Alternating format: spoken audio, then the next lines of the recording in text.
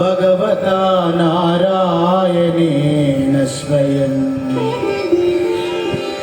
వ్యాసేన గ్రహీతాం పురాణమునినా మధ్యే మహాభారతం అద్వైతామృతవర్షిణిం భగవతిం అష్టాదశాధ్యాయినే అంబా త్వామనుసందదామి భగవద్గీతే భవద్యేషిణిం భగవద్గీతే భవద్యేషిణిం. భగవద్గీత మహాభారతం యొక్క సమగ్ర సారాంశం. భక్తుడైన అర్జునకు ఓదార్చిన ఉపవేశమే గీతా సారాంశం. భారత యుద్ధము జరుగురాదని సర్వ విధములా భగవానుడు ప్రయత్నించను, కానీ ఆ మహానుభావుని ప్రయత్నములు వ్యర్థములాయి. అటు పిమ్మట శ్రీకృష్ణుడు పార్థునకు సారిదై నిలిచెను.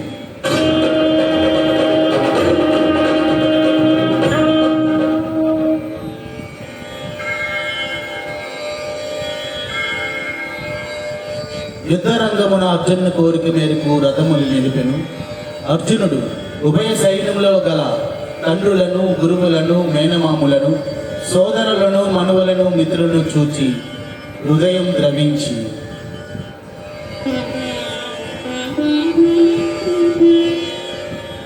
నకాంక్షే విజయం కృష్ణ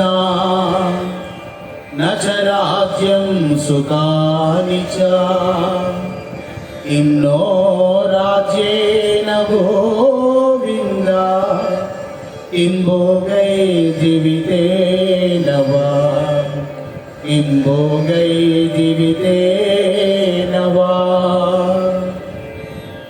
స్వజనముకు చంపుటకు ఇష్టపడక నాకు విజయము వలదు, రాజసుఖము వలదు అని ధనుర్బాణముల క్రింద వైచే దుఃఖితుడే అర్జునును చూచి శ్రీకృష్ణ పరమాత్మ అశోచ్యానవ్యచో సత్యం ప్రజ్ఞావాదాంశ భాషసే గతాసు నగతాసు చ నాను శోచంతి పండితాః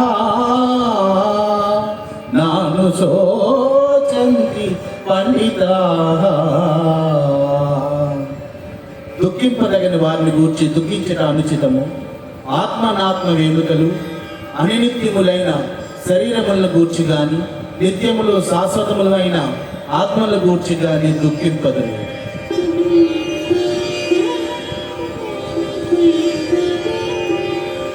దేహినో యదా దేహే కౌమారం యవ్వనం జరా తదా దేహాం ప్రాప్తి దీనస్య ముహ్యతి. జీవులకు దేహమును బాల్యము, యవ్వనము, ముసలితనము ఎట్లో మరొక దేహమును పొందుట కూడా అట్లే. కనుక ఈ విషయమున ధీరులు మోహిందురు.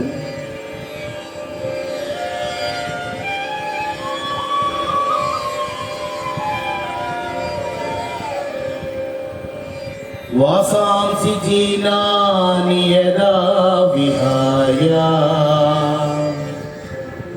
నవాని గృహాతి నరోపరాని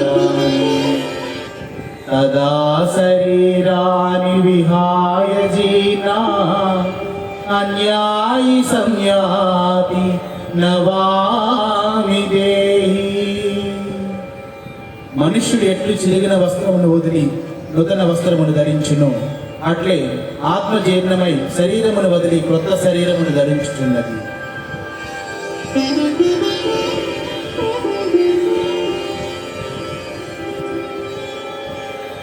నైనం చిందంతి శస్త్రాణి నైనం దహతి పావకః నైన్యం క్లేదయంత్యాపో నశోచయతి మారుతః నశోచయతి మారుతః. ఆత్మ నాశనము లేనిది, ఆత్మను శాస్త్రములు చేతింపజలవు. అగ్ని దహింపజలదు, నీరు తడుపజలదు, వాయువు ఆర్పునేయు సమర్థం కాదు, ఆత్మ నాశనము లేనిది.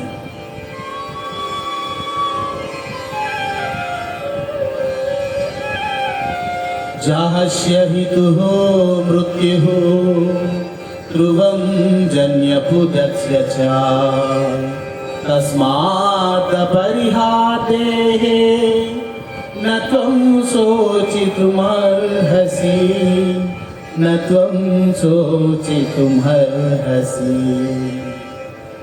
పుట్టిన వారికి మరణము తప్పదు, మరణించిన వారికి జన్మము తప్పదు అని వాక్యము ఈ విషయమును గూర్చి శోకింపతగదు.